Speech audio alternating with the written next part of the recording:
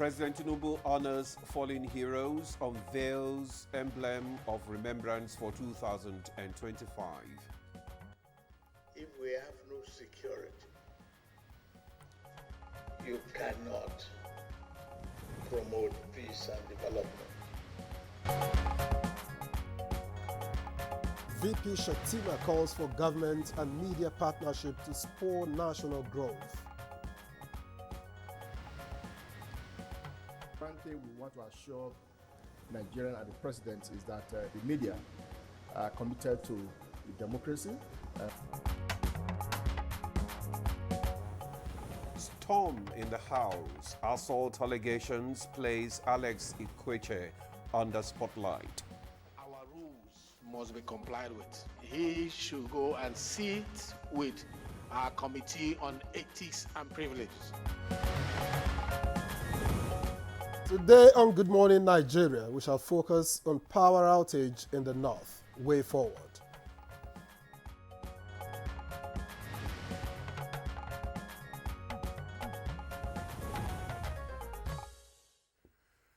Nigeria's power sector has been riddled with challenges for decades.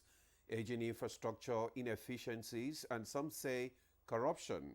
For our viewers in northern Nigeria, these issues often translate to relentless blackouts. Well, absolutely, Ademola. The north especially bears the brunt of these power problems. Now, much of the infrastructure dates back to the 70s and 80s. Now, Nigeria's generation capacity stands around 13,000 megawatts, but only a small portion, about 30%, reaches the north. And that's true, and the problem don't end there. Weak transmission lines mean massive power losses. Then, there is the issue of gas shortages, critical for power generation but often in short supply. Now, and let's not forget corruption. Mismanagement has turned a difficult situation into a daunting one. But Ademola, what exactly is behind the latest blackout across the north? That's a big question. And several factors, Victor. First, the national grid itself collapsed, sparking widespread outages. Then we have gas pipeline vandalism, which has choked off supply. Add to that overdue maintenance and a surge in demand as temperatures rise. And that leaves millions in darkness, especially in key states like Kano, Kaduna, Sokoto, and Bauchi. Hospitals, businesses, security, daily life, everything is impacted. It's a real crisis. Yeah, it's true. That's a real crisis, but there is hope on the horizon. The Northern Governors Forum is now teaming up with traditional rulers and working directly with the federal government to find a permanent solution. And in support, President Bola Tinubu has ordered security agencies to protect transmission company of Nigeria personnel as they work to restore power. With 17 northern states affected, this crisis needs urgent attention. So today, we dig deeper into the power challenges haunting the north. From crumbling infrastructure to policy shortfalls, we'll get to the heart of it. And together, we'll look at innovative solutions, from renewable energy options to community-driven efforts that could change the game. And we'll hear from experts, policymakers, and the very people affected. Questions we'll explore include: what's causing this power crisis? Could renewable energy be the answer? What can community-led initiatives bring to the table? What policy reforms might finally make a difference? Well, we'll be your guides as we travel across the region, from Kano to Kaduna, Sokoto to Bauchi, uncovering the human impact of this power struggle and a quest for real sustainable solutions. I am Victor, so I'm glad to welcome you to Good Morning Nigeria. And I'm Ademola Adeoye. I join my colleague Victor in welcoming you to Good Morning Nigeria. We have got the newspaper review with Chukwudi Okoli Ugbaja. But first, let's get today's news highlights from Dennis Adiguleye. Good morning, Dennis. Good morning, Ademola and Victor.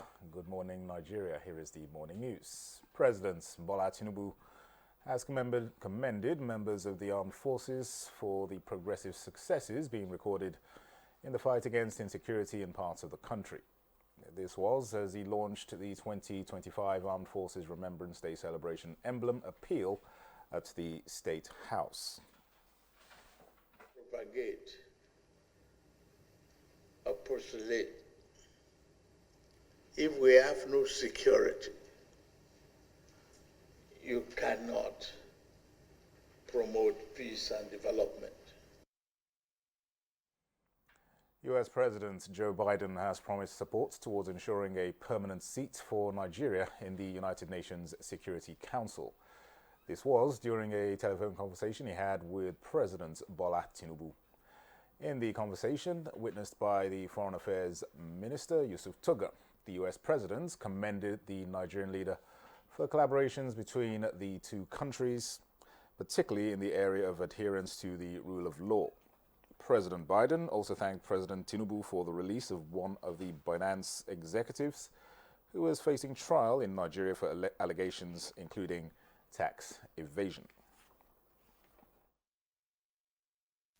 And President Biden equally assured that this is a partnership that will continue, and he stated, as a matter of fact, not just once, but at least twice, that the future of the world resides in Africa, which is why it was important for this partnership to continue.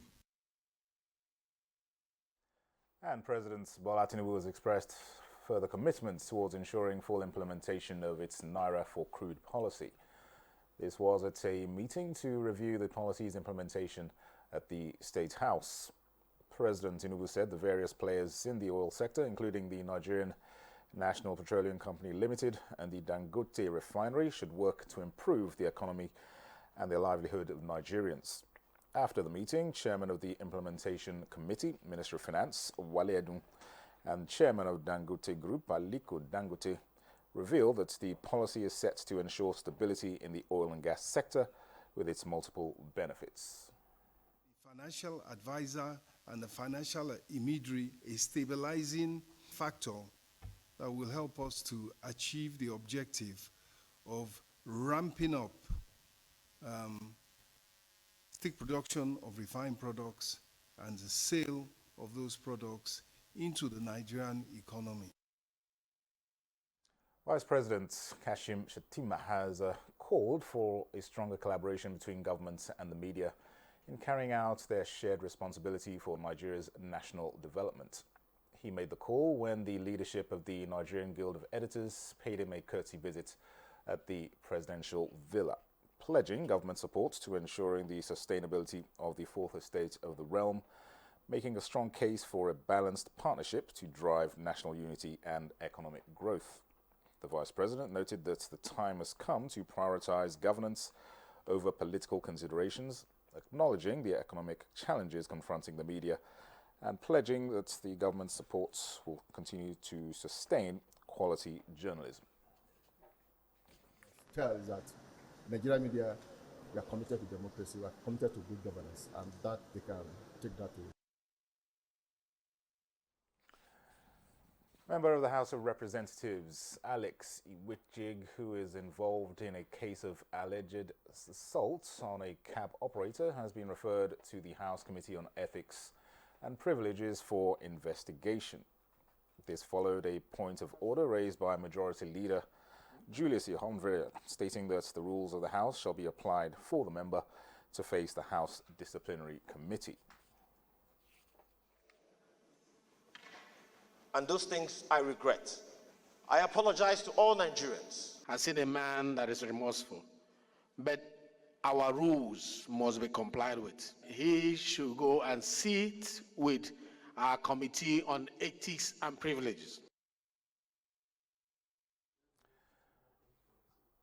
Well, the Minister of Power, Adebayo Adelabu, and heads of Transmission Company of Nigeria, the Nigeria Electricity Regulatory Commission, and some distribution companies met the Senate Committee on Power on Tuesday evening and assured of restoration of power to communities affected by the recent power outage.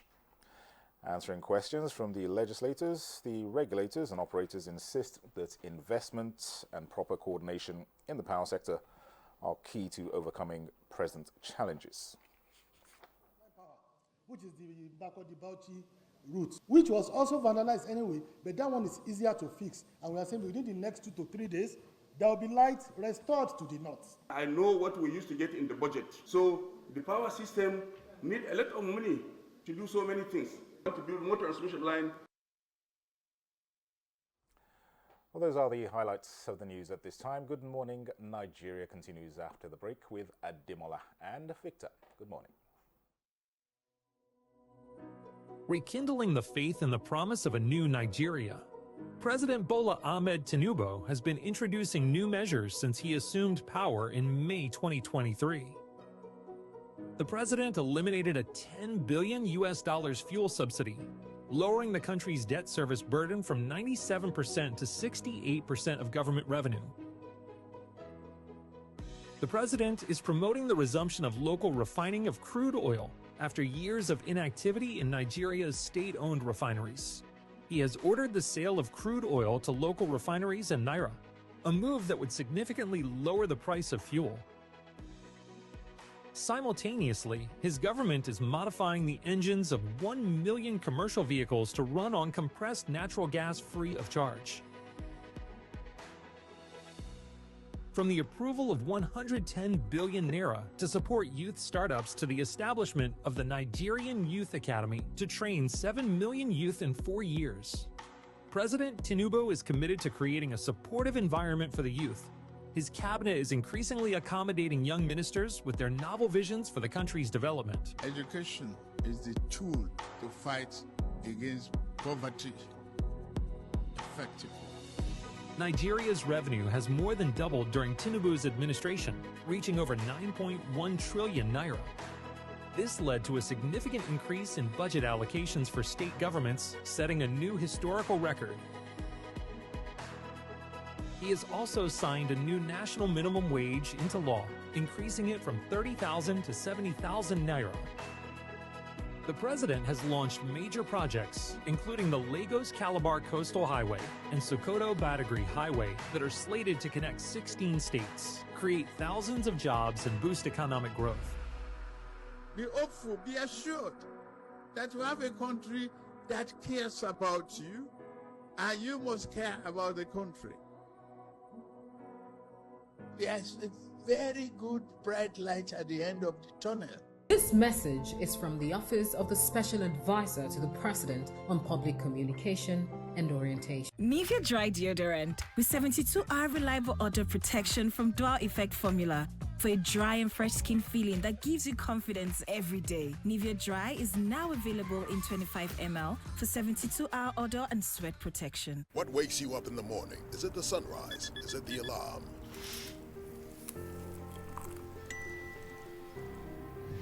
No. It's your dream that wakes you every day.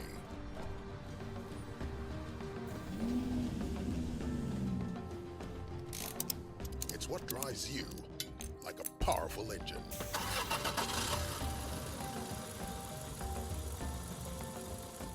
That's why you start strong every day with the rich, creamy taste of Nescafe 3-in-1, carefully crafted from selected coffee beans.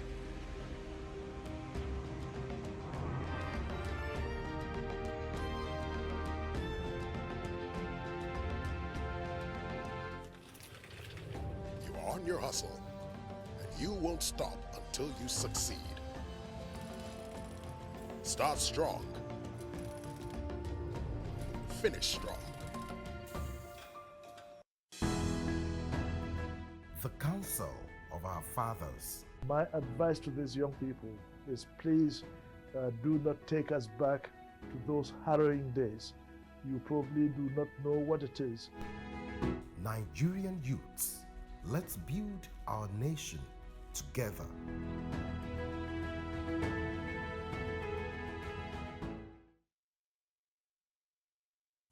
Nigeria. Ready to breathe cleaner air and save money? Let's talk about gas. Drive with CNG, the smart, cost-effective choice. Fill up for less and travel further. Save money, save the planet. Switch to LPG for cooking. It's cleaner, healthier, and better for environment. Say goodbye to smoke and eye problems. Do you know Nigeria is a gas nation ranked 9th globally with over 209 trillion cubic feet of gas reserve? Gas isn't just for cooking and driving. It powers industries too. Cleaner, cheaper, and more efficient. And the best part, conversion centers are popping up everywhere. It's never been easier to switch to gas. Join the cleaner energy revolution. Choose LPG for cooking and CNG for your vehicles. Clean energy for brighter future. This message is brought to you by the Office of the Honorable Minister of State for Petroleum Resources, Gas, supported by the Nigeria Midstream and Downstream Petroleum Regulatory Authority, NMDPRA.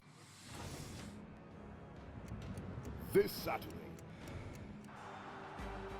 Borussia Dortmund, RB Leipzig.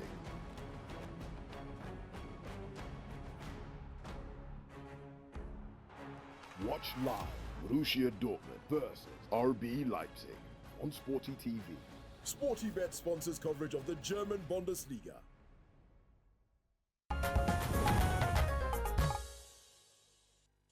Thanks for staying with us. You're still on to Good Morning Nigeria on the network service of the NTA. Up next on the program is Newspaper Review.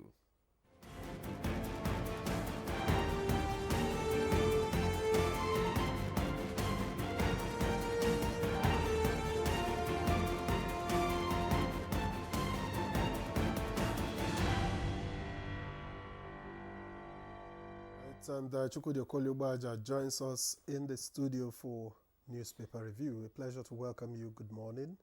How are you, Victor? Well, I'm fine. I am happy I'm not croaking. I am suppressing a cough. I shall conquer.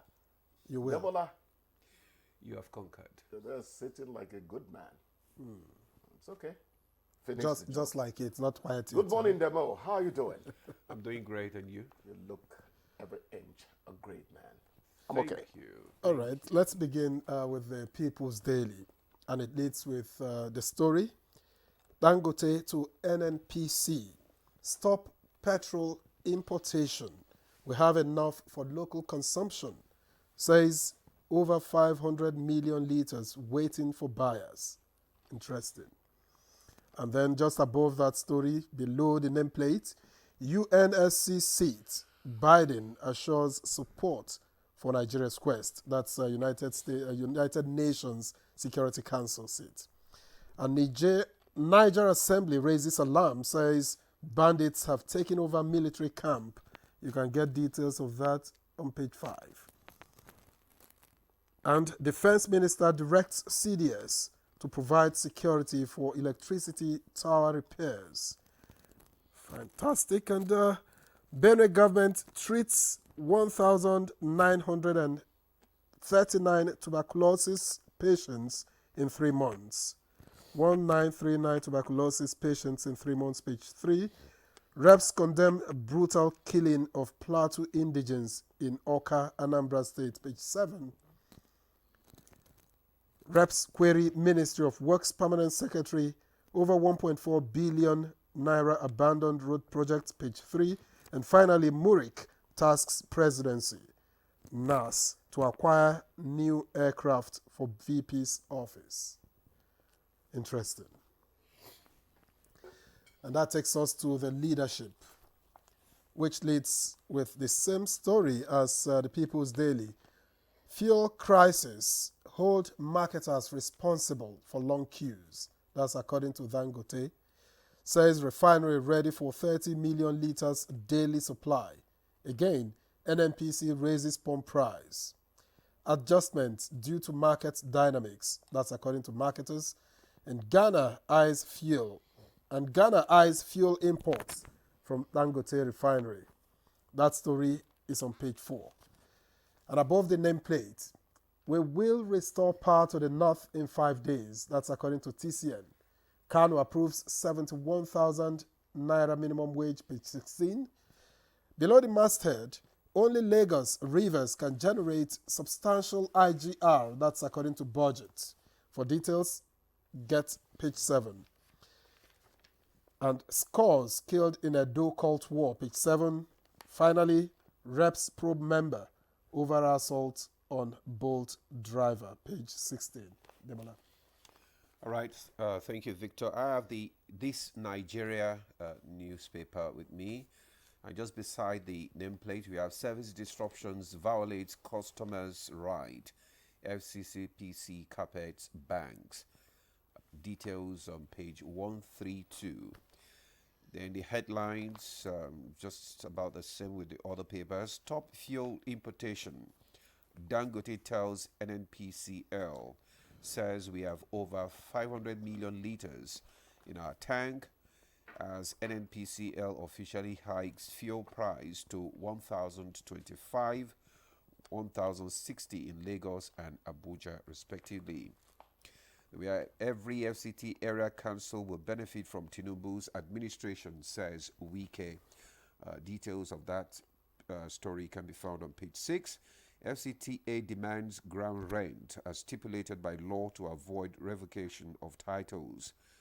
Then we have Biden supports Nigeria's quest for UN Security Council seat. Expresses gratitude to federal government for release of Biden's executives. Did you notice how bulky this newspaper is this morning? I came in with a burden. I was almost tempted to put it on my head, Demola. They should take Wike seriously. This is Wike. Wike can't. See Wike. Wike can't list, I think, every Nigerian's name. Including the president. Wike cannot spend all this money listing the names of those and who he would not get the money. It's not, who owe FCT rent. Ground rent. You're going to go ground rent. And you think you're going to go scot-free. Yeah. But actually, we should form the habit of paying our taxes, rates, and levies as at when due. That is how the economies abroad, where our brothers and sisters are enjoying life.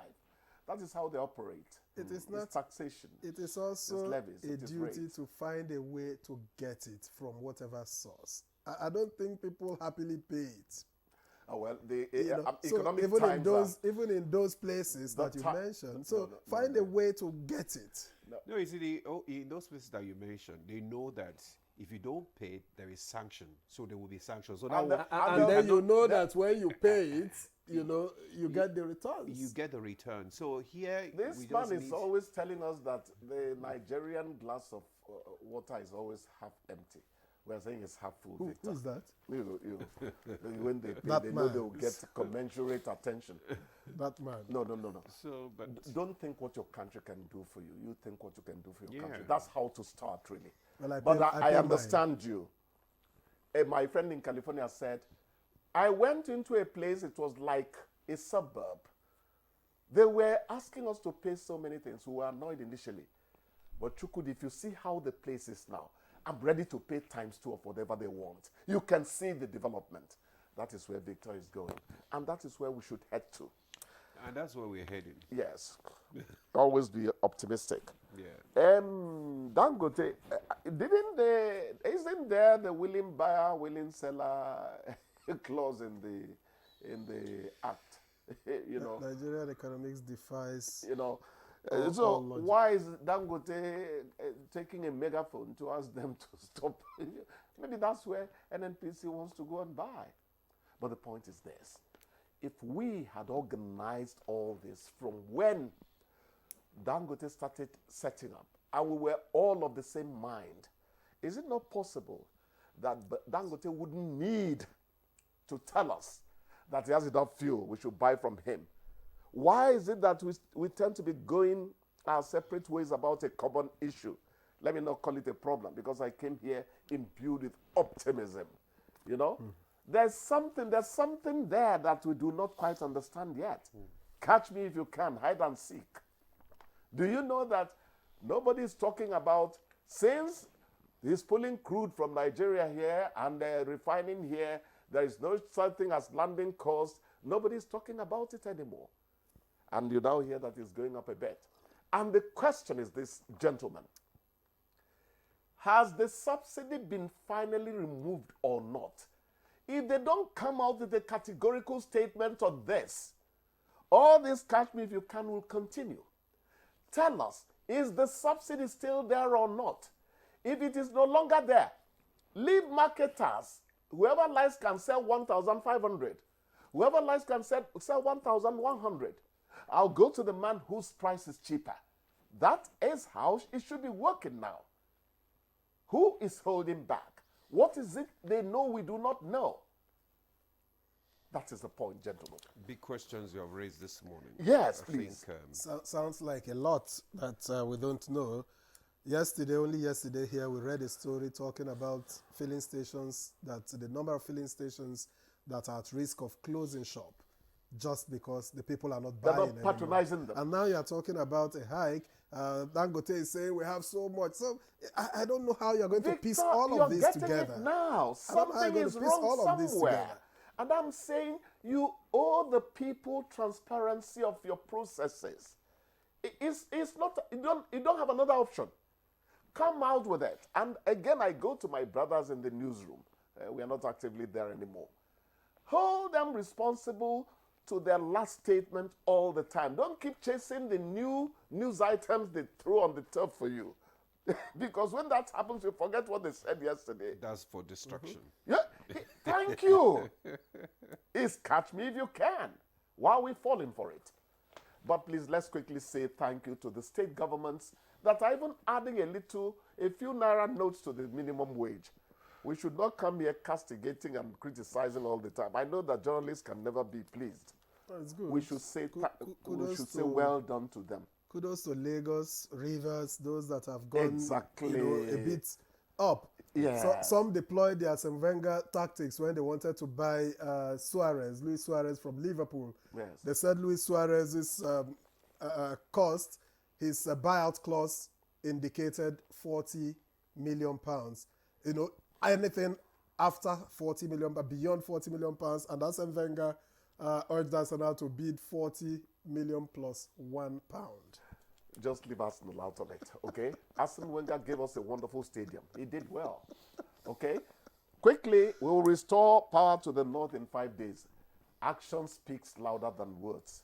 Does TCN, the transmission company of Nigeria, know how many times we've been told that Port Harcourt refinery would soon start operations? Let them learn from NNPCL and do it quietly. Let's see power.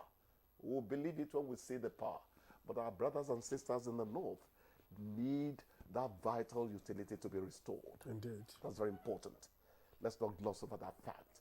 So let them work, please. It's very important. I believe they're working on it. Yeah. Because even the minister stated it yesterday. And he has given assurances. So I think they will do it. We're just nudging them to effectiveness. Well, that's our discussion for today. Yeah. So we'll have time to we have do an elaborate conversation. Yes.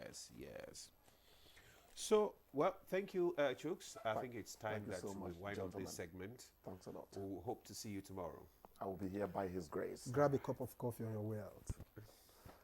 So we take a break now. Good Morning Nigeria continues. Stay with us.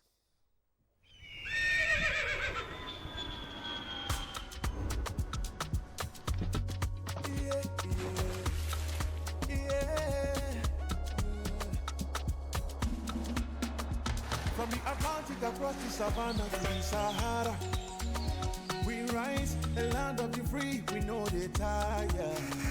We dream great, our spirit is undying. Resilient, rooted like palm tree, we sway in colors, with undying demand. We make solutions, we ignite passion, yeah. Diversity is unique, we are more than just nation. We are Nigeria, strengthening unity, we know they carry life. We are Nigeria, together live the dream of a land with great destiny. We are Nigeria. I am the real Nigerian. Brought to you by the National Orientation Agency, NOA. If tomorrow is judgment day, Recently, I discovered that this very popular music, Sweet Mother, yes, by Nico Mbaga, is the 13th highest selling record ever in the history of music. Mention something that might go wrong on a date. The lady paying the bill? The lady paying the bill! Meow. Aside the toilet, mention a place most Nigerian men willingly pee. On the wall. In the bush. On car tires? On car. Good answer,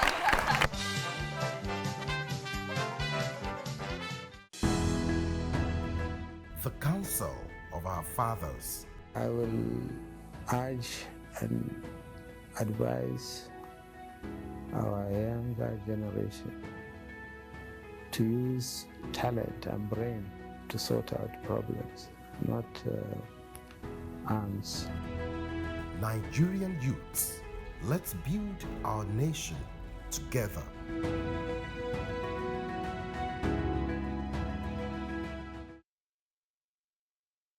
The federal government of Nigeria warns vandals of national assets, electricity transmission towers, cables and other facilities to desist from this act of sabotage. Vandalism is a serious crime punishable under the law. Vandalizing electrical equipment will affect millions of Nigerians, including your loved ones. Remember that national assets belong to all of us, hence the need to protect them. Report all cases of suspicious movement around electrical facilities to security agencies. When you see something, say something. This message is from the Federal Ministry of Information and National Orientation in collaboration with the National Counter-Terrorism Center, NCTC, Office of the National Security Advisor. Nigeria means a lot to me. And Nigeria means peaceful cohesion. My country.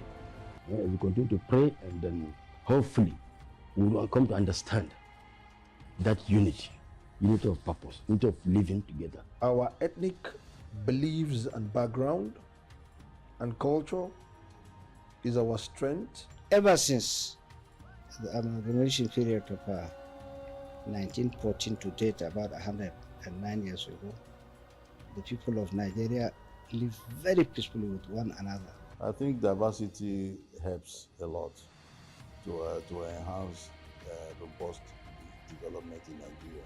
All over the country, you have so many ethnic groups, over 250. That is enough to tell you that this is a blessed country, and God has kept together as one indivisible entity.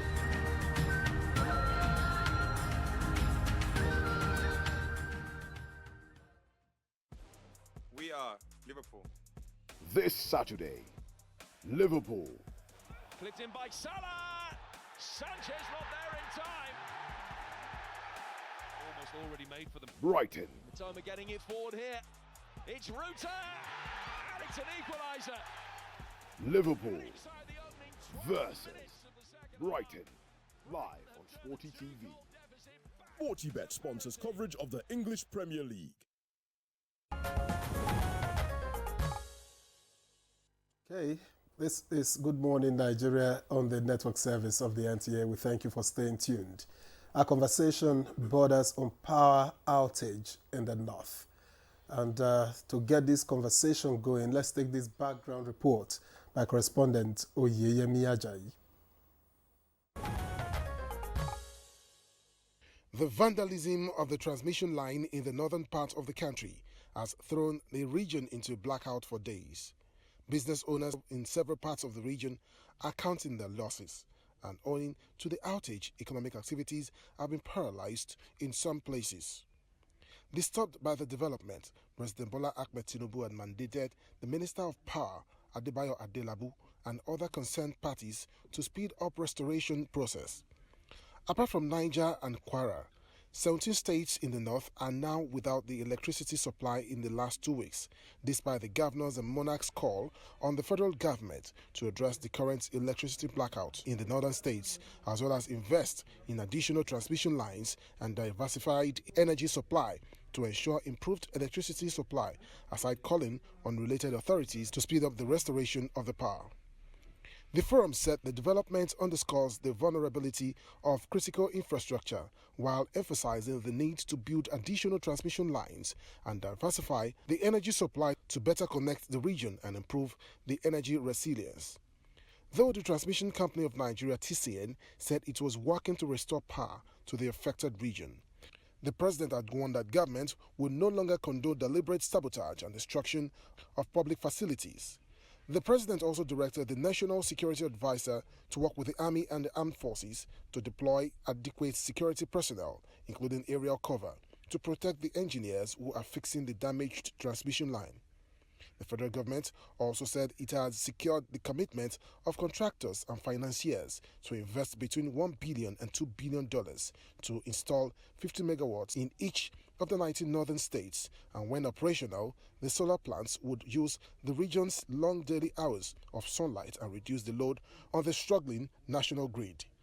How much days are left for the restoration of power in these states? When will the restoration be completed? Questions our guests will be answering shortly. Thank you very much, Oyemi Ajayi, for that background there. Now we have in the studio joining us to discuss power outage in the north. Way forward.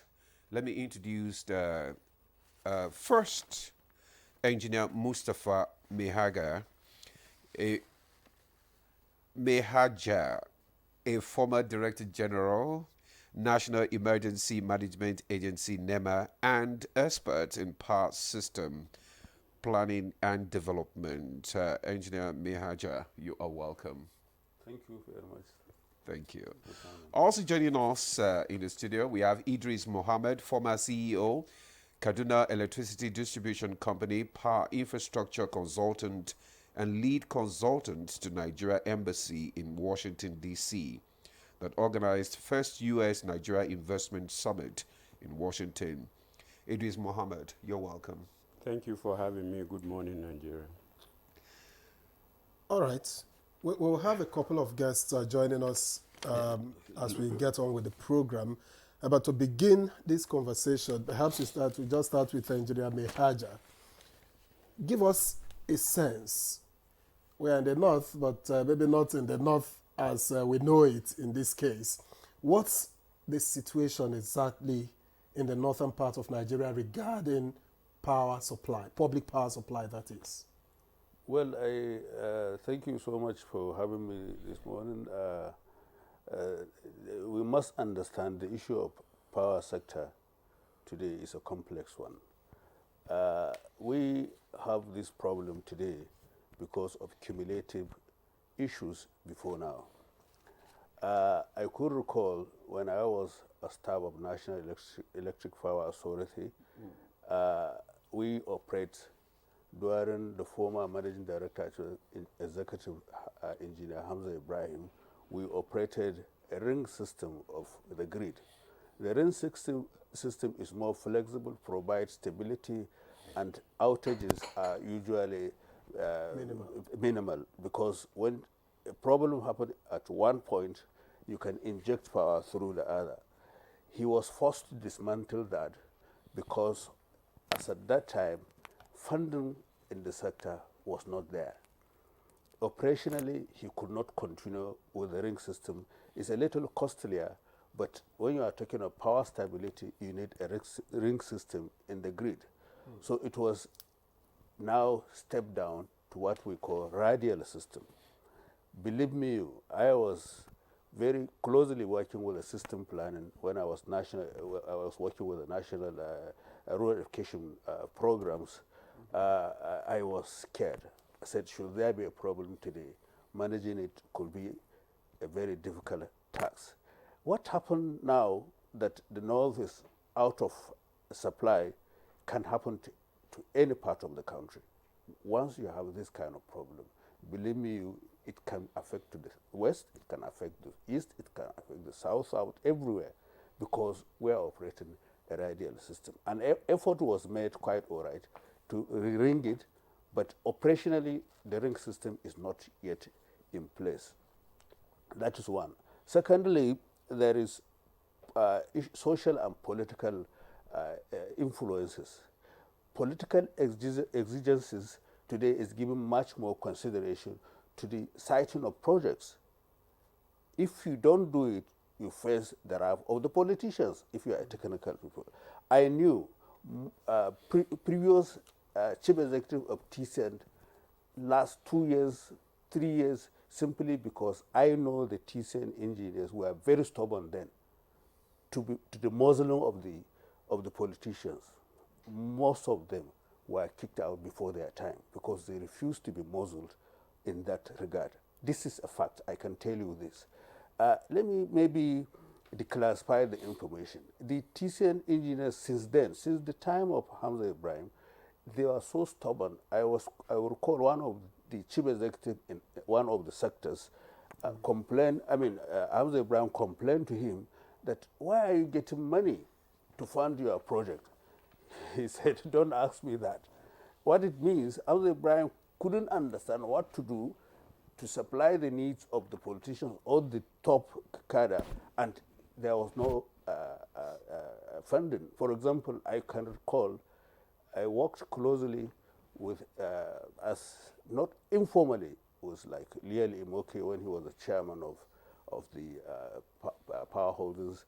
The problem actually was 37, as at that time, 37 years, there was only 132 kV added into the system. So power expansion was infrastructural deficit was a key problem. And I was asked during his time, he asked me personally, in fact, the government was involved. When do you think we can solve this problem? I told him that you need nothing less than 25 years to fix this problem. Where you have stagnation in the expansion of the infrastructure for 37 years. At 150 MVA, 330, 132 kV transformer takes minimum of 7 months to be manufactured in China. But when you go to Europe, they will give you 18 months. And there are few industries, even not as at that time, who can manufacture a good 150, because it's a very complex engineering to manufacture 150 MVA 330 stroke 132 kV transformer. We call it auto transformers. So that is one. Secondly, there is issue of constraints of the law. In the Procurement Act, you must give to the lowest bidder, for example. And then, like the transformer I was talking about, 150 MVA, the best one of the major equipment that comes with it, tap changer. The best tap changer in the world today is MR. MR tap changer is a German made. If TCN should say, go for MR tap changer, they are violating the law. And I assure you, any tap changer you use, you run into problem. I could recall also when, the Katampe substation, I was fully involved in redesigning it, the Katampe substation, as a consultant, where TransEnergy struck Kolenko. Kolenko is a Swiss company. I was fully involved. That compromise came into play, whereby the isolators, we call it disconnector switch, we bought all of them from China. They didn't last 1 year, 6 months. 6 months. So you have to improvise to do this. That compromised the stability of the power. So apart from infrastructure deficit, what else? What of maintenance of existing infrastructure? The DEN, NEPA training in the DEN power houses was something that is very, very powerful. But now, training in all the government companies is a problem. It's seen as, what do you call it, when you want to, welfare. So I was involved. When training program is put in the budget, you only give the staff, they go and they spend it, they don't even go for the training. Believe me, this is rampant in the government system. So the staffs, they are not properly trained. Okay. Yes, the staffs are not properly trained. Secondly, social issue. They need, or economic issue. They need more money. The salary is too meager, and they have to find a way to support themselves. Makes them vulnerable. Precisely. So it's a complex issue. So the staffs are not properly trained, not because we don't see the importance of training, but for the reasons I've just mentioned, they are not properly trained. Handling of this thing. I could recall in 1994, the first installation of 30-40 MVA transformer was done by us under supervision of Engineer Ua, who was a very good, we call it PCNM engineer. He retired as an ED in the PCNM. So we nearly fought with the management then, because usually they invite Siemens, this to do it. We were fully trained. We had very strong training structure within the system. You first do it in Ajora, you go to Kainji, you go to, so training, 2 years full-fledged training. You have to undergo through that, but it's not there. Everything has been changed, and not to good, but to worse. Okay. So that is one of the actually problem. Inadequate training is an issue. Lastly, the demons.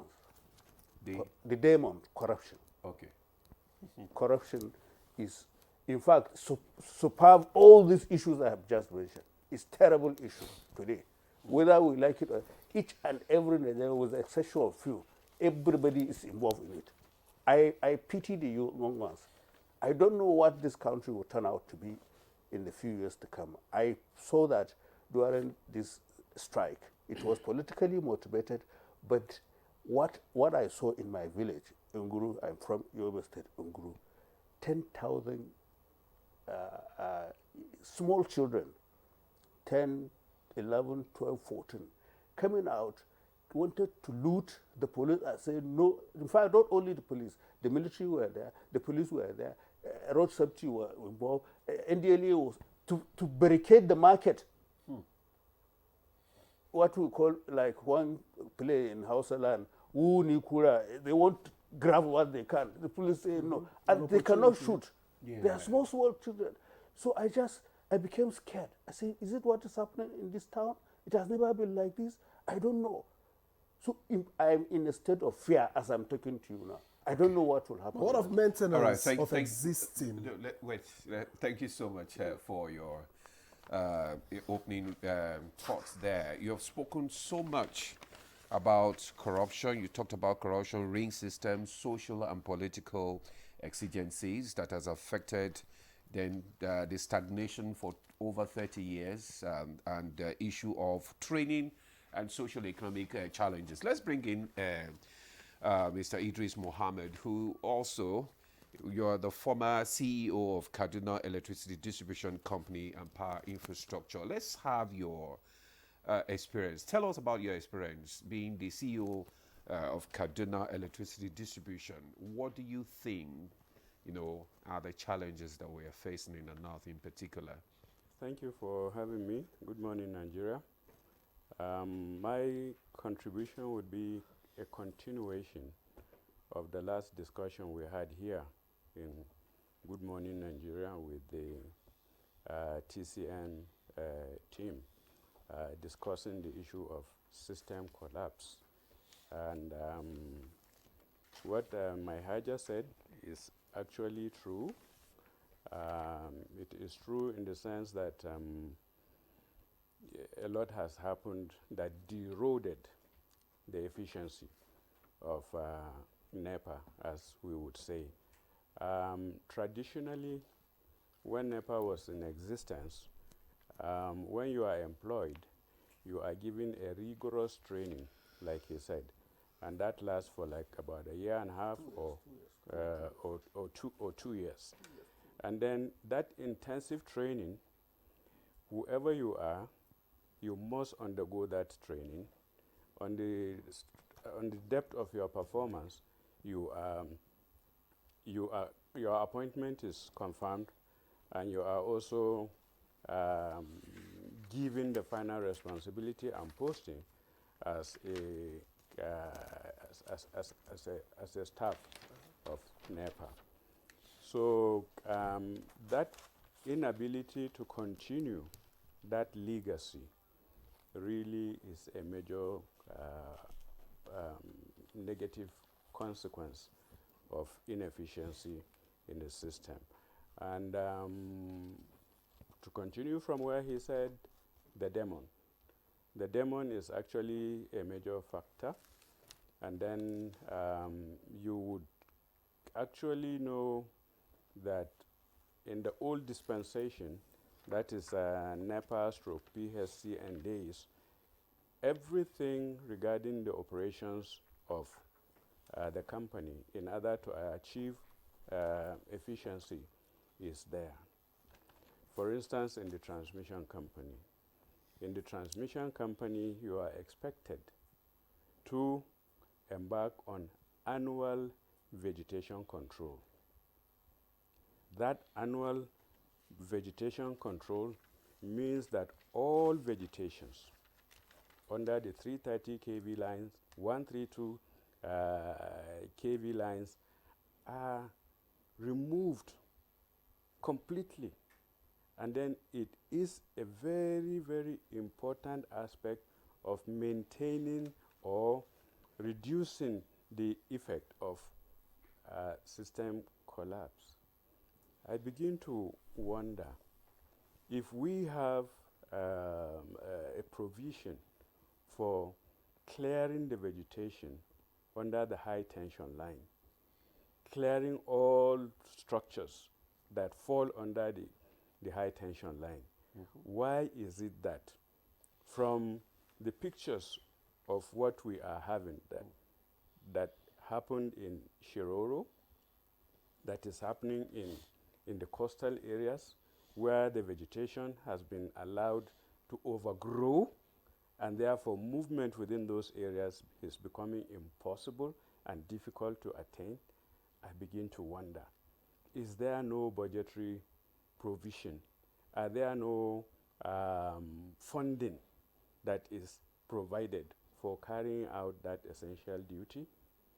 If it is provided, then what is happening? From the aerial pictures that we have seen, it is so disturbing, it is so disheartening that in order to effectively carry out routine services, transmission services, online patrol, you are not able to do it. I think that has to be checked. And if that is not checked, system collapse will continue. Let me also add that before we have, in transmission, we have an aviation department. That aviation department has helicopters. Those helicopters are traditionally used for routine line patrol. Every day it is their responsibility to make sure that they go on aerial patrol of those lines, and then once there is anything alarming, as a result of those aerial patrols, they will detect. What is happening to that aviation department? I am sure that aviation department is now history. Now, how can you now check from transmission? If you are not embarking on aerial patrol, how would a normal linesman patrol a vegetation that is thick, that is impossible to walk through? And it's a major issue. That transmission area, that vegetation area is the hideout for bandits. So if the government is really serious, the first thing is to embark on vegetation control, which has been provided for. And if that vegetation control is not being implemented or is being diverted for some other reasons, I think it needs to be checked. A lot of reasons that we find ourselves in today is as a result of incompetence, management lackadaisical attitude to carrying out their daily responsibilities because nobody cares. I expect that if you are appointing a managing director of a company such as transmission company, you should give him that you will be appointed managing director of transmission company of Nigeria with a provision, with a condition that you will minimize system collapse. You can categorically say that if you allow system collapse to happen 3 times in your tenure, you're going. There's no two way about it. Therefore, and before, the reason why I'm saying so before, whenever we have serious issues of system collapse, managements are completely changed. It doesn't matter who you are. The fact is that system collapse is a serious disaster for the economy of the country. It has social implication, it has political implication, it has financial implication, it has economic implication. The effect, the negative effect is phenomenal. And unless the government is willing to stand firm and then eliminate completely this issue of system collapse that is creating a serious disaster for the economy, a serious crime for the, for the country, this trend will continue. And I think I advise that the government should be firm. It doesn't matter who you are. If you allow system collapse to happen during your time because of inefficiency, because system collapse is avoidable. But what's the It's avoidable. What's the difference when you say system collapse due to inefficiency? How much of a challenge is vandalism in all of this? The challenge that you have in vandalism is because, number one, like I said earlier, that you are supposed to embark on vegetation control. Vegetation control is critical because it makes the area accessible. If that area is not accessible, it becomes a criminal area. And then I want you to understand that whenever system collapse takes place, it means the towers are available. And the criminals, the vendors, they know that whenever there is no supply, they can do whatever they want to do under the tower. They know that if there is supply, they dare not do it. And each time, if you notice, each time there is system collapse, vandalism of the tower becomes the order of the day. Difficulty in accessing those areas becomes the order of the day. And at this particular time, I weep for Nigeria. I weep for Nigeria because something that needs to be done is not being done.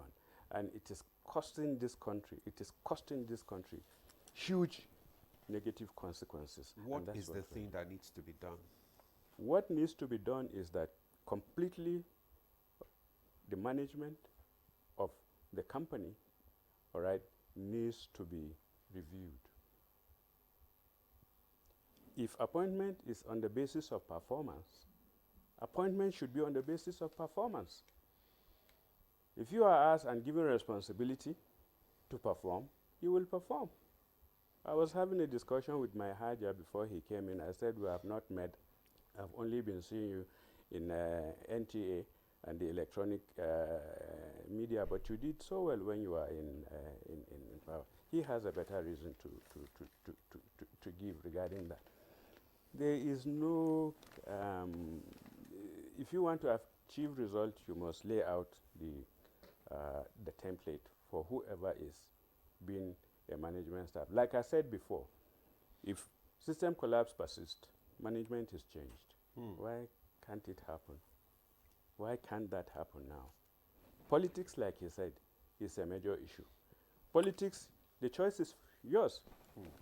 If you are a managing director and politician comes to say, please, I need a contract for vegetation control, and then you give him contract for vegetation control and he doesn't do it. I'm not saying that that is what is happening. If he doesn't carry out vegetation control and then you go and pay him, for goodness sake, is that not a disservice to Nigeria? Is that not economic sabotage? I think what needs to be done is clear. People that need to be appointed should be given the responsibility, should be given a timeline. Just the way ministers are appointed, you sign from the time you are appointed as a minister, you sign your exit. So that it's at the discretion of the president to say, okay, you are fired. The same thing should apply to sensitive places like transmission company. Transmission company is the backbone of the economy. Okay, thank you. It's the backbone of the economy. Thank you. Okay, Victor, you have the guest on Zoom. Okay, so he's you ready. Can just introduce the yeah, guest. we did say that we'll be joined by perhaps a couple more guests. Now we have joining us via Zoom, of course, from Kuru, Jos in Plateau State, Engineer Tasiu Saad Gidari Udil, who is the immediate past president of the Nigerian Society of Engineers, NSC. A pleasure to welcome you to Good Morning Nigeria. Good morning, Nigeria. Now that we can hear you clearly, perhaps you just have your say, give us your take on the power crisis, particularly in the north, what you can attribute it to, and how do we proceed from here? Well, I'm happy you have Engineer Mehaja and Alhaji Idris there with you. And they have discussed extensively of the causes and the old good days of NEPA. I'm happy to say that I was together with them in NEPA. Fortunately for me, I served with the Nigerian Electricity Regulatory Commission. And for 13 years, I've been in charge of transmission and distribution standards and monitoring. And the issue of system collapse is never taken serious in Nigeria. I could remember most of the system collapses. I keep advising my employers to do thorough investigation. The reason is that you cannot pinpoint the cause of a system collapse without proper technical investigation. And once you do that, you'll be able to pinpoint the root cause and find solution to it. When we had NEPA, it was self-regulating. But after the reform and the Electricity Power Sector Reform Act was signed into law, the establishment of the regulator and the creation of different companies, transmission companies, generation companies, and distribution companies, made it like a loose system, where if the regulator is sleeping, then everybody goes to sleep. If the regulator is leading, then people follow. But it is not the same case with us. We tried to look at things the Nigerian way. So what happened this time was a genuine accident on Igwaji 230 transmission line. That line links the north through Makodi to Jos, making the power supply to the north a ring, because Jos is linked to Kaduna, Kaduna is linked to Shiroro, Shiroro is linked to the rest of the grid. So you can see if you lose one line, the other line gives you supply. So that failure made the supply little bit important. And of course, when the whole system collapses, you have to restore. Before restoration, the vandals attacked Shiroro Kaduna Line 1. And while the TCN engineers were trying to gain access to those places, mind you, that is a den of bandits. So nobody dares to go there without security cover. So while they were trying to get security cover, the second line was attacked. Meanwhile, the Ugaji line is being patrolled. Then they discovered a failed line, and to get to that place was not easy. Now, the issue here is, as Malam Idris said, there should be an access road throughout the transmission line for maintenance. But is it there? If TCN is not able to do that, is the regulator looking at it? The regulator, is he sleeping? Has he looked at it? That, okay, you are supposed to have this. And you put it in their revenue requirements. It's an economic thing. You put it in their revenue requirement, they are going to do line tracing, they are going to do vegetation control. Are they doing it? Is the customer getting value? Then, if they are not doing it, who is sanctioning who? So it's the whole system that we're in trouble. Then at the same time, on security, we feel that nobody doesn't like us. Everybody likes us. But in a well-developed climate, everybody is a suspect. So your infrastructure must be protected. The National Security Advisor's Office, the armed forces, what are they doing? The Transmission Company of Nigeria, are they employing technology to monitor their line?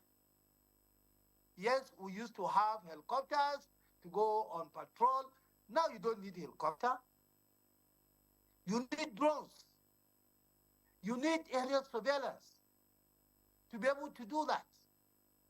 So that immediately you have a fault, you can easily locate. Our fault locators, are they working? For you to once that's a tripping, you'll be able to say, oh, it is in so zone. So zone is between this tower and this tower. You go straight to that place. Are they working? So as my colleagues have mentioned, there is a failure in training and retraining staff, both in transmission, distribution, and even generation. So we need to wake up, and I hope very soon they will repair the Ugaji line and supply will be coming through Makodi back to this country, to northern Nigeria. But security is needed to secure those lines, especially Kaduna Shiroro line. There is so much vegetation, there is so much insecurity on that line. No engineer will risk his life to go to that place without security cover. Thank you. Okay, thank you very much, Engineer Tasiu, there for your opening remarks. You have said a lot, and you even mentioned that the days of the old NEPA is better than what we have right now. I remember in those days, NEPA, we used to tag them as never expect power all the time. I don't know why.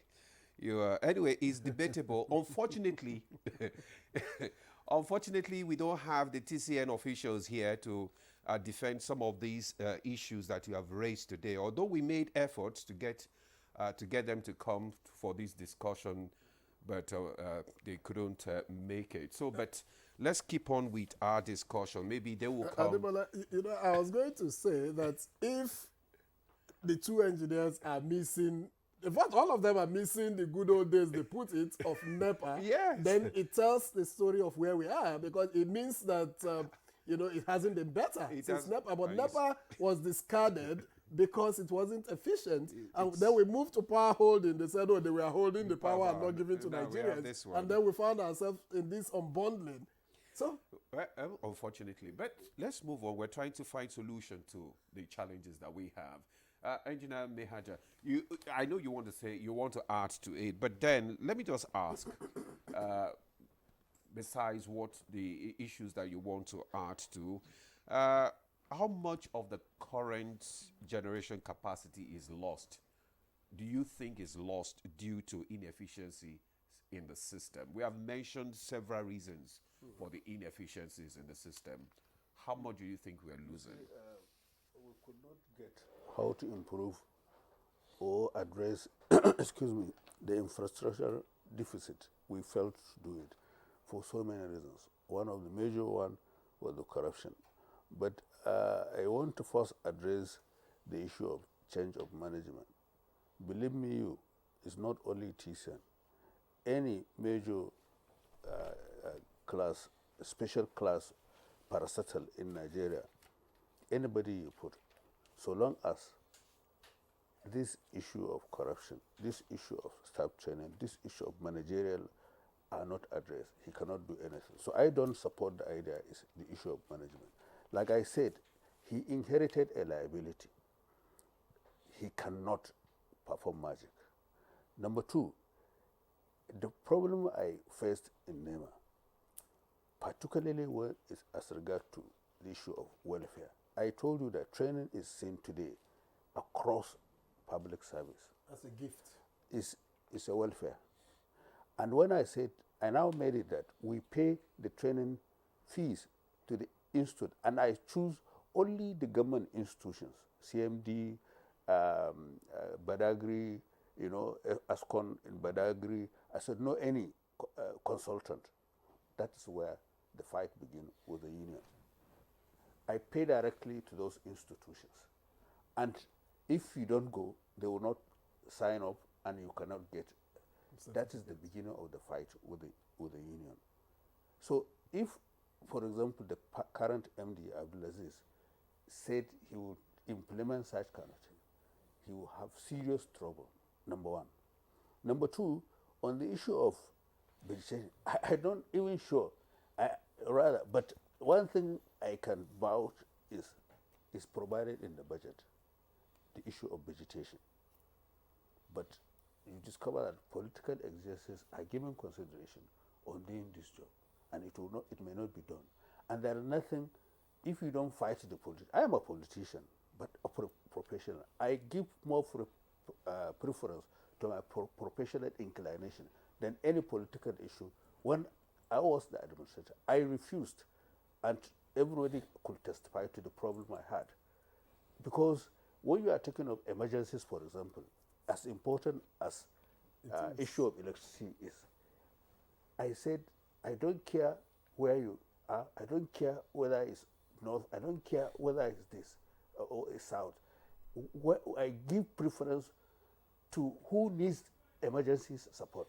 We had helicopters in Nema. I said, look, this politician use it. I said no to it. I first met the president. I said, sir, this is what it is. This helicopter is for medical response, and I will stop this and that. He said, go ahead. So you need that political cover to fight the system. So in fact, it's only the president that can give you that. Nobody else. All the very serious minister, or you lose the job.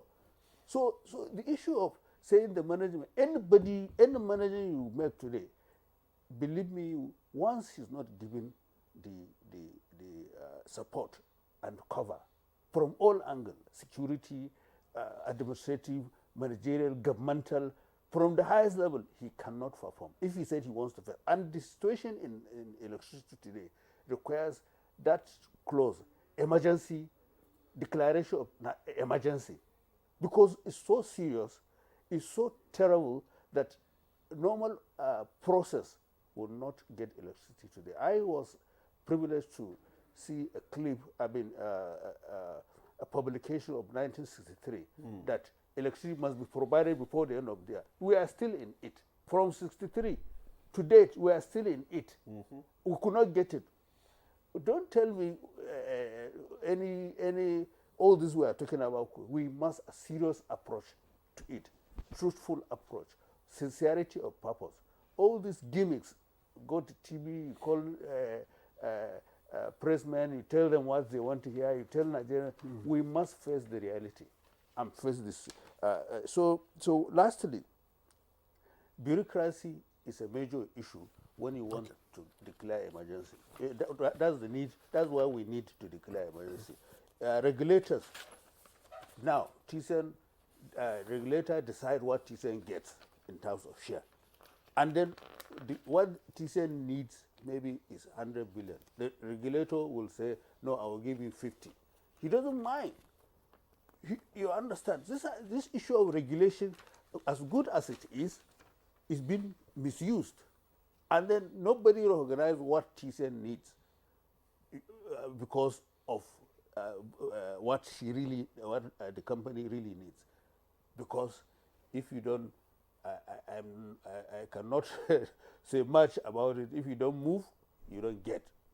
That is the concept of corruption that affects. So it's a complex issue. Then we have what we call lies men, because we took that time the company took outage as a very, very serious offense. So you then talk of 330 kV line at all.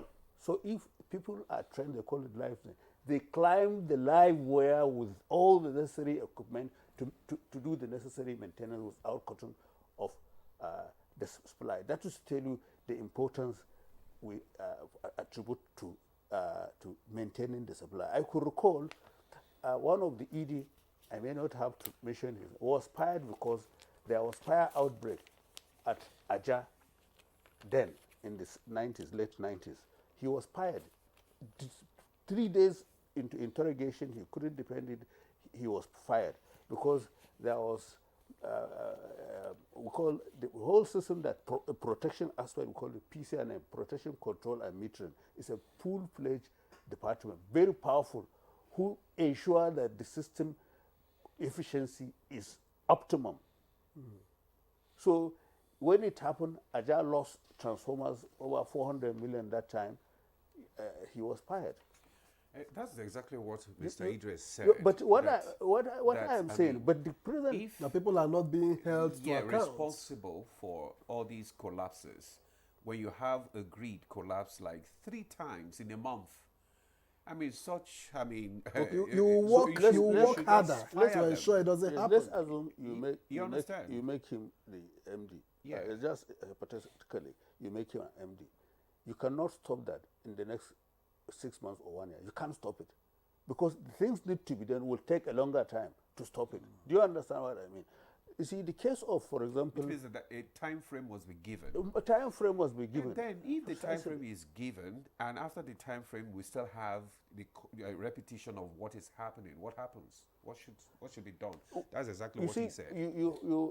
He didn't put a time frame. This idea I brought, why we need a time frame. You see, we should first look at how the deterioration level of the system. How can you achieve that within that time?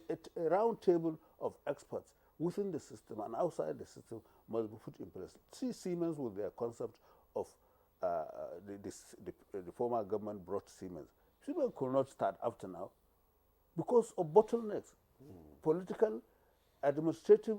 Siemens, as serious as they will not agree to walk into where they know they will fail.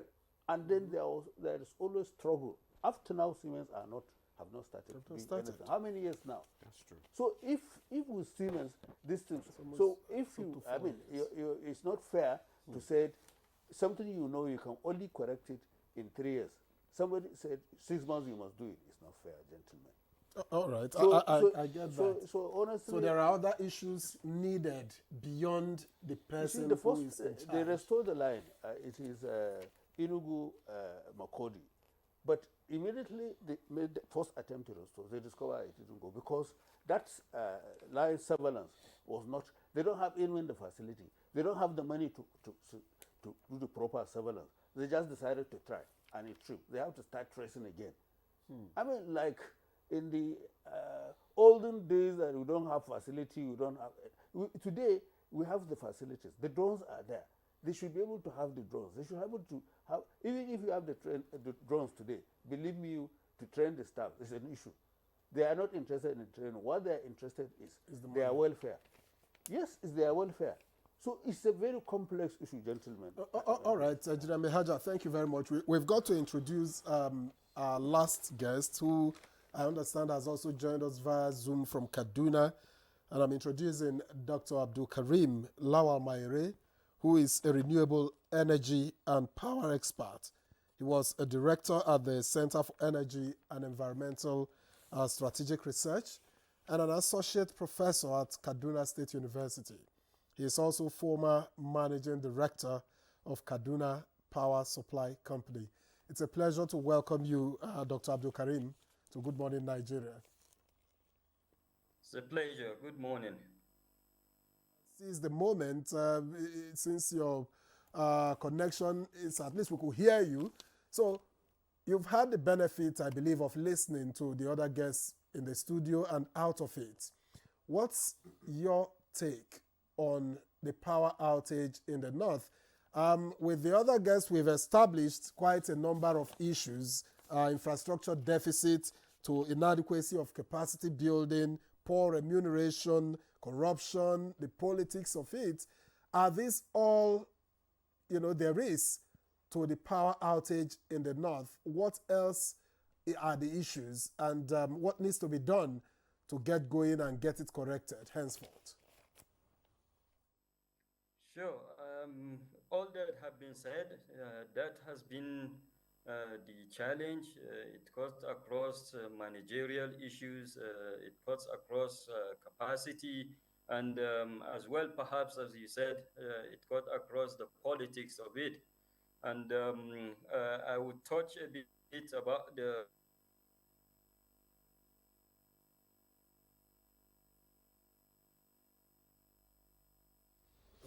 well, I think we have lost him. So let's come back to the studio now. Let's bring in Mr. Idris Mohammed back into the conversation. So let's try and look at the issue of power distribution and how do transmission losses due to weak lines and dilapidated networks impact power delivery to northern states?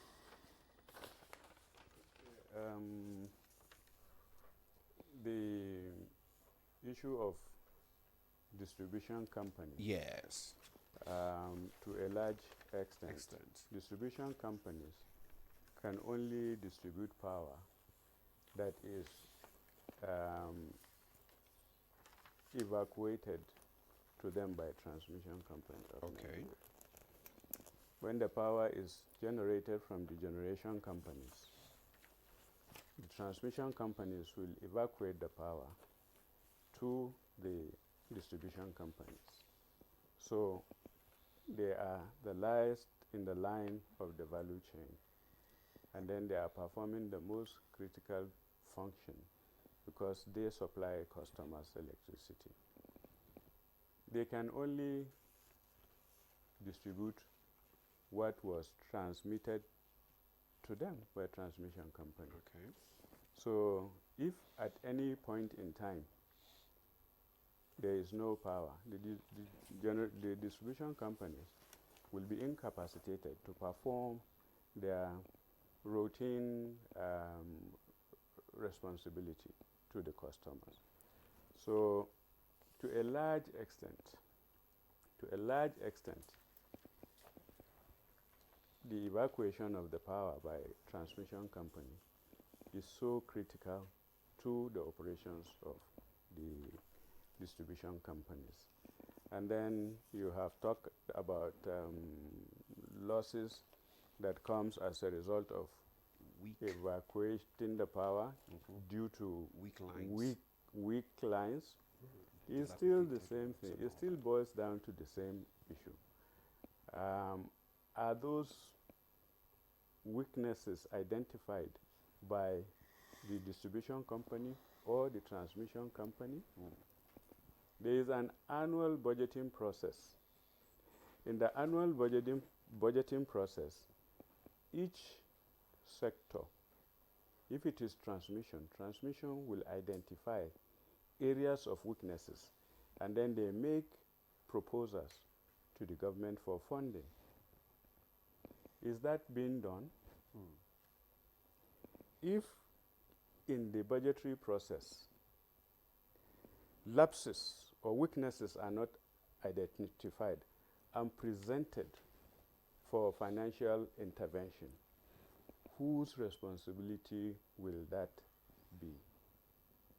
If financial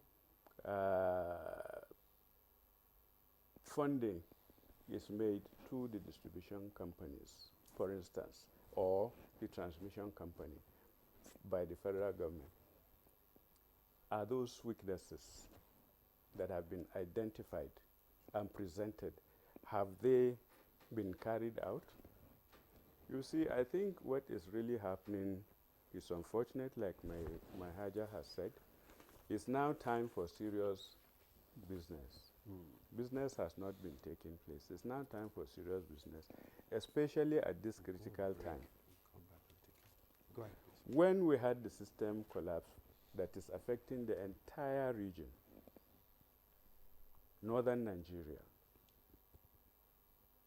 for the first 3 to 4 days, nothing, absolutely nothing to show that the issues are being addressed. Okay. But like Mahaja said, when the president now took control of the entire situation and summoned the Minister of Power and gave him a directive that the Honorable Minister should give him a template of when power will be restored to northern region. Has that not been done? Has the Honorable Minister of Power not provided the President a template of when power will be restored to northern part of Nigeria? So it's important that the government is fully in charge. And then for an issue that is as serious as this, the President must be in charge. And the President will call the shots from his office. Just like he is in charge right now. National Security Advisor has been advised. The armed forces, both the security agencies, they are all involved. Who will now say that patrolling the line from air to ground will not be carried out? Who said that? The Chief of Defense Staff has already also made a statement that yes, the vegetation control is a big issue because it has become a hideout for bandits. Why did whoever is responsible for vegetation control, why did you allow vegetation to overgrow? Why is it now impossible? If you create that environment, it means that criminals will take advantage of the situation, and that is exactly what the criminals have done. All right, let's put you on hold here just so that we can take this break, and when we return, we'll have to head back to Kaduna, where I understand that Dr. Maire is ready to contribute. Please stay with us.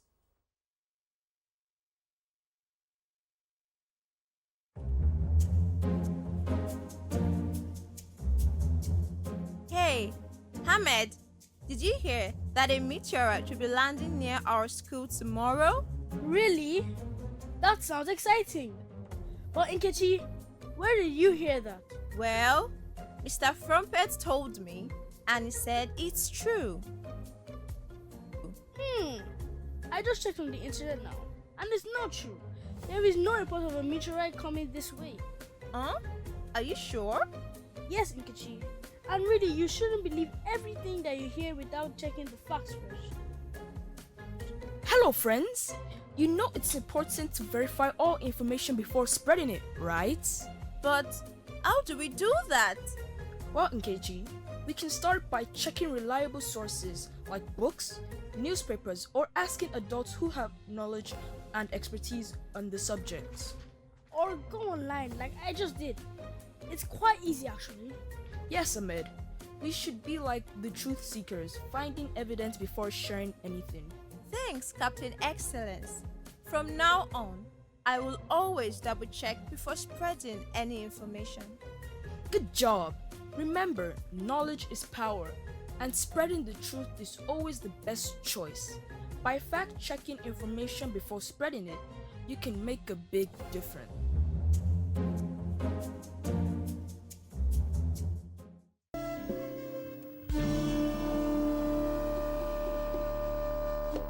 I think Amaka should just move out of the house.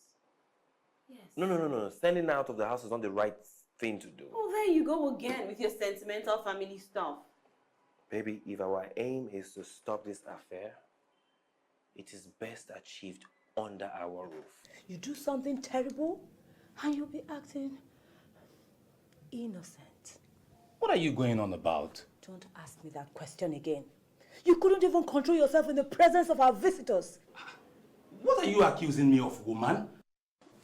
My son, I don't know how serious you are with my daughter, but there's something that needs to be done urgently before you move any further. Anything, just anything, just say it. I'm ready to do anything. There is a spell that needs to be removed. A spell? Family forever. The story of our lives.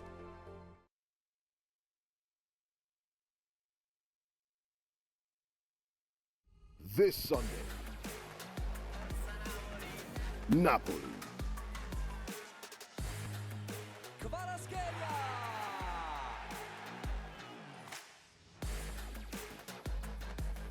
Atalanta. Napoli versus Atalanta. Live on Sporty TV. SportyBet sponsors coverage of the Italian Serie A.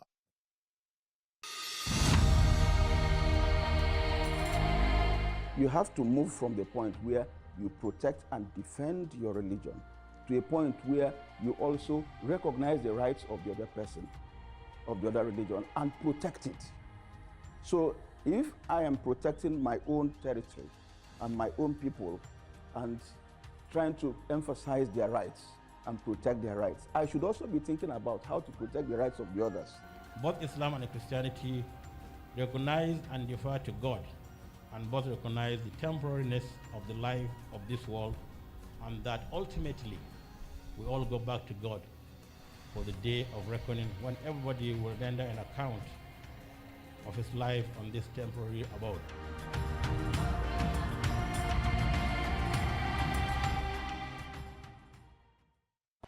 This Sunday, live on Sporty TV.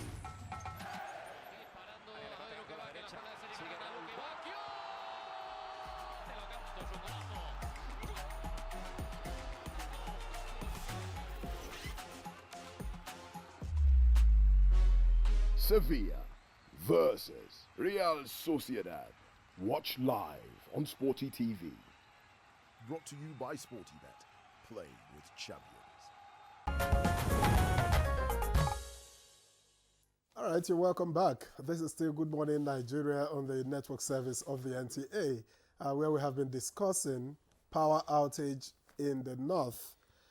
Now, let's get back to Kuru Jos, where we have been joined via Zoom by Engineer Tasiu Gidariwu-Deal.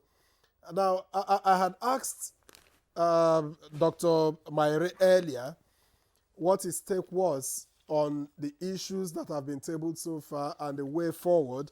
But with you, I just want to find out first, which will lead to other contributions that you are going to make, why of the 13,000 megawatts being generated, only about 3,000 goes to the north, for starters? Well, let me say this technical term. You see, electricity is not like water. It's what you draw is what you get. That's why you see when you have a generating station in your house, a generating set in your house, when you want to put too much of load on it, it tells you, I don't have that amount of energy that you are taking, I cannot, then you try to shut down yourself. So the more you take is what you get, and you are controlled. If it is not enough, you'll be told you can't take what you want to take. So if the distribution networks in the north do not have the capacity to take the more than 3,000 megawatts, definitely they will not get, nobody gets it. The design is such that the capacity or total capacity of distribution is higher than the total capacity of transmission. And the total capacity of transmission is higher than the total capacity of generation, so that there will be smooth movement of electricity to the distribution units. However, because we have been privatized, no much investment in distribution infrastructure, no much investment in transmission, it's not going with expansion. The planning that is supposed to be done, the Nigerian Electricity Regulatory Commission came up with what is called grid code. And in that grid code, there is another code called planning code. The planning code put it on the shoulder of transmission company of Nigeria to plan the transmission and run it over time. And it's supervised by the regulator. It comes down to the issue of governance again. Is the regulator making sure that those plans are done? Let me go back to my colleague, Engineer Mustafa. You see, what we used to run NEPA, know what is happening now.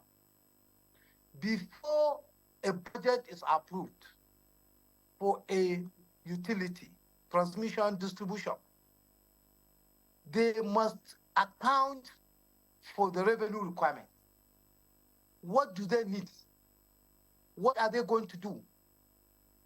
I remember some of the distribution companies were coming to NEC to ask to purchase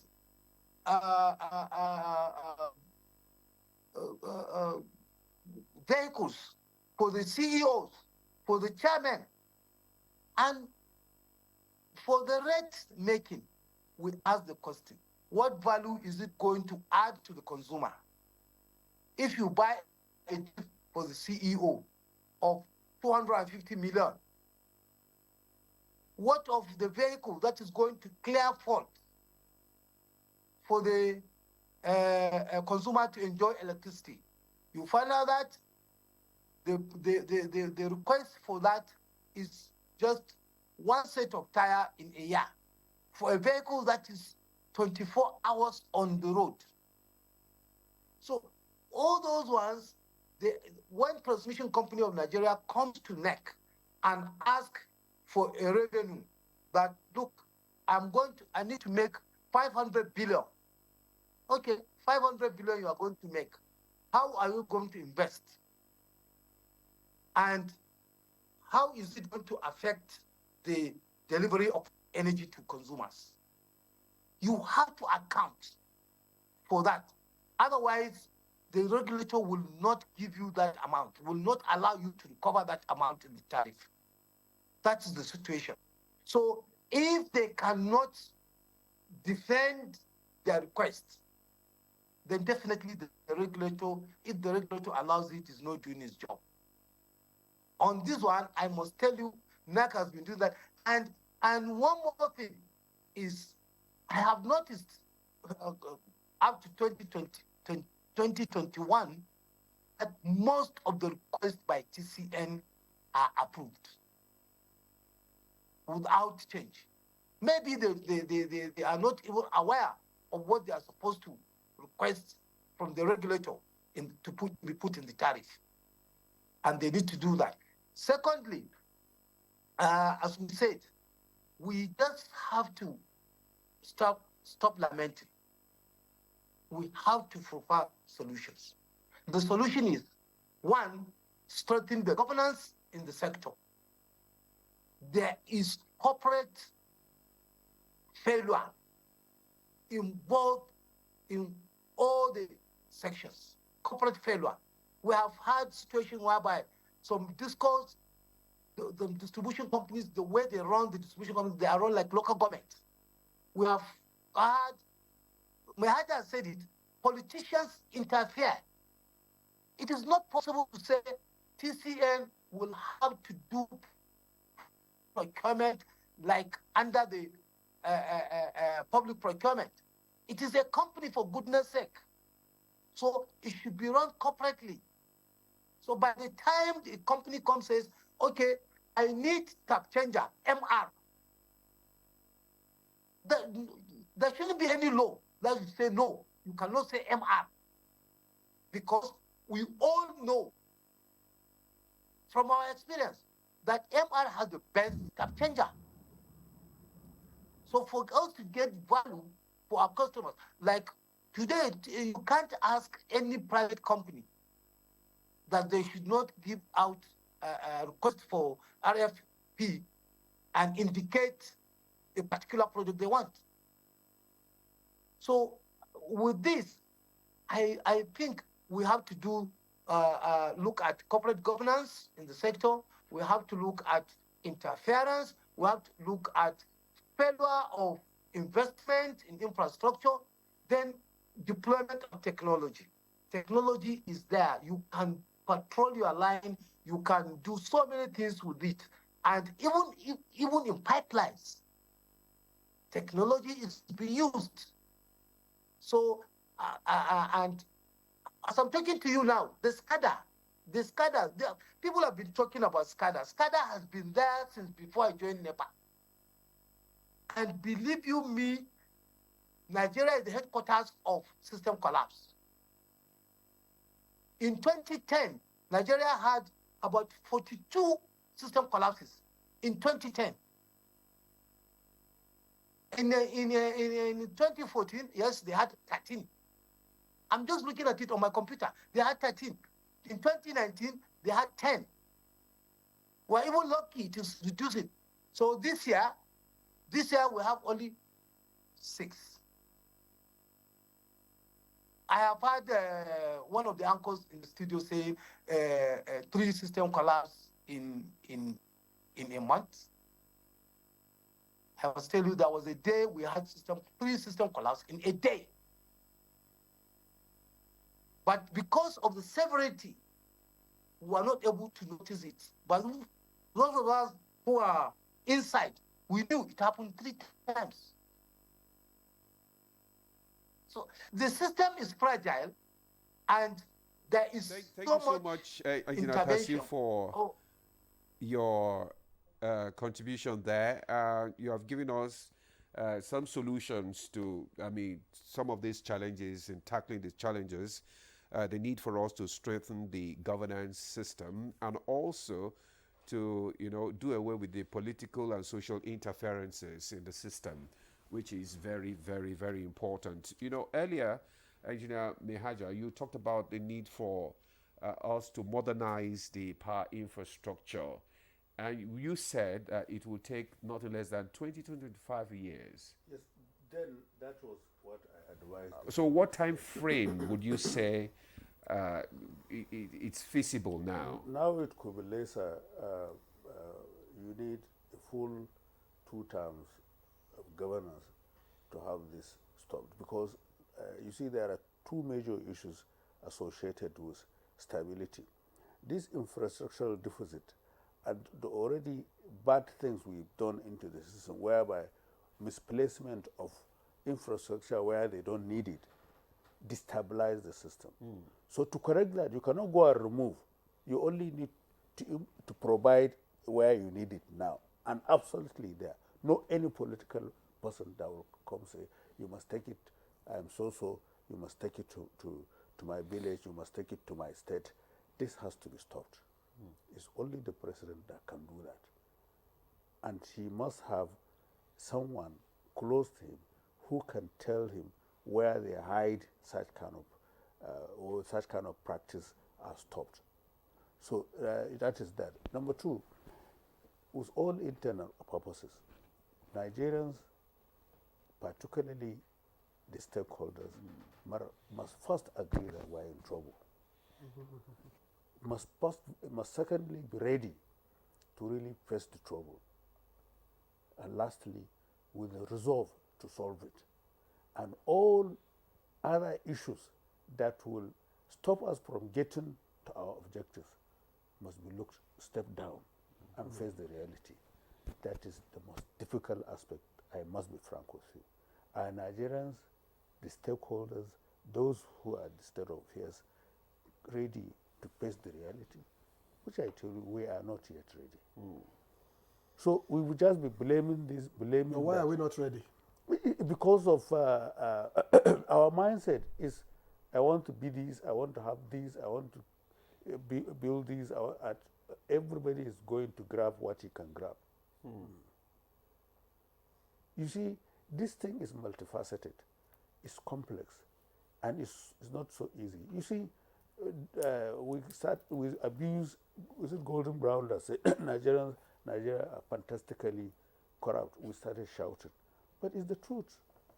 It's the truth. With all a sense of humility and respect to Nigerians. Because I am a Nigerian. I'm also abusing myself if I should. So which I don't expect. But I have to say the truth. Reality so that you can now make correct changes. it. Yes. So this is the first step. Secondly, the government must recognize that and then take a tough decision like this issue of emergency. Maybe this issue of Procurement Act, even if you want to do it, you run into problem. Let me give you an example. The issue of, there was approval given by Mr. President to support three East African states, Mozambique, Zimbabwe, and one of them I can't remember. So there was a delegation to be led by Minister of Foreign Affairs. For 2 consecutive times, we could not secure the flight. You know, it's a presidential delegation. So I was in a fix when the tower shouldn't fail. I went to SGF office then. I was so unhappy. If the president, we stopped them this week. The president, the head of governments in that countries could not travel, waiting for us. We failed. The second time, I have to go outside with link with the then chief of defense, chief of air staff, to improvise so that we couldn't fail the second time. So such kind of things in governance are so much that constrain. That's why I say, if you now blame the management, believe me, if you are there, you discover that their hands were tied. Of course, there could be some other weaknesses on their own part, but majorly, this political influence is a major issue. If you don't do as they want, they will kick you out. Before you know, they don't have the president. You don't have the ears of the president. Before you know, someone big shot, maybe a politician, he may not be even the minister. He's with the president. Right. Start black painting you, and before you know, you are a bad man. All right. Thank you very much, Engineer Mehaja. It's so much about corruption and political interference in governance issues. But Engineer Mohammed, as part of solutions, is it possible for northern governors to come together, for instance, given the situation at hand, to come together, examine the Mambila project, take it over as a group, and execute for the benefit of its people? Yes, in fact, Mambila hydropower will not only be a solution to stable power supply in northern Nigeria, the entire northern Nigeria, is actually a solution to the current power supply, inadequate power supply that we are having in the country. From history, The Mambila power project, I have been actually an advocate of that project, and I have actually worked severally on that project. I am still working on that project. There is nowhere in Nigeria that you have from one source, one single source, the capacity to generate more than 3,000 megawatts of power in Nigeria, more than Mambila. So if Mambila generates 3,000 megawatts with all the facilities, transmission, distribution, evacuation capacity, and then at a particular spot you can take full delivery of 3,000 megawatts, as against now that what we currently are distributing or evacuating is about 5,300 megawatts, according to the Minister of Power. It means the solution to stable power supply in Nigeria majorly will come from Mambila. So why now, have the state governors not considered yes, it? The issue is the politics of Mambila goes beyond the state. But I think at this particular time, it is so critical that the northern state, I expect, they will take advantage of the situation, that if now a whole northern area will be yanked off as a result of activities of vandals and bandits, you have to start thinking of what will happen tomorrow.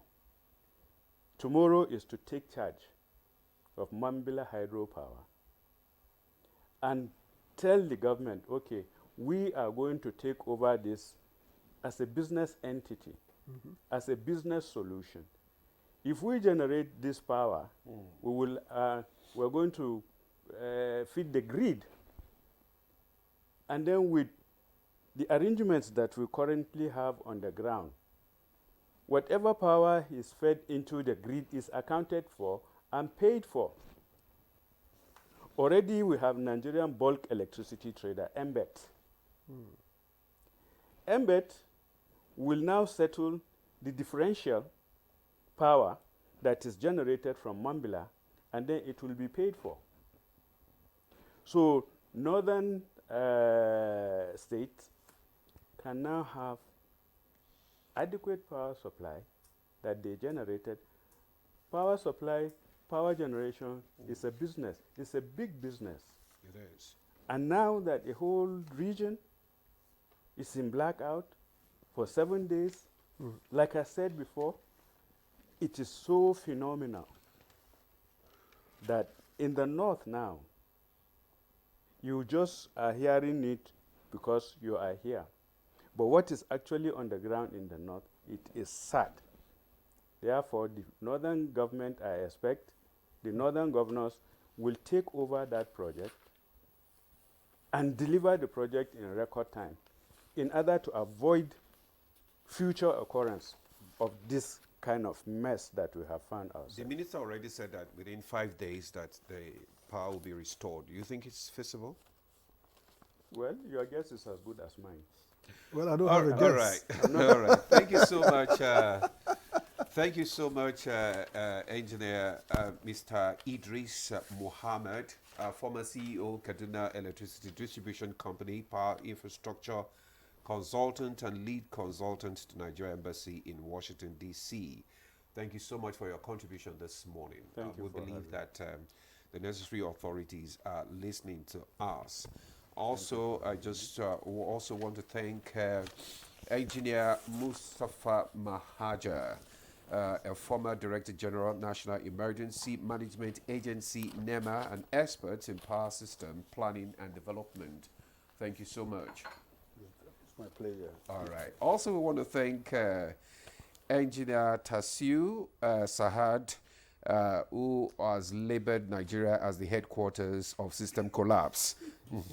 So thank you so much for coming and for your contribution this morning. Well, that's Good Morning Nigeria for today. Thank you so much for staying with us. I am Ademola Adeoye. And I'm Victor Azu. Thank you for watching. We'll see you again tomorrow.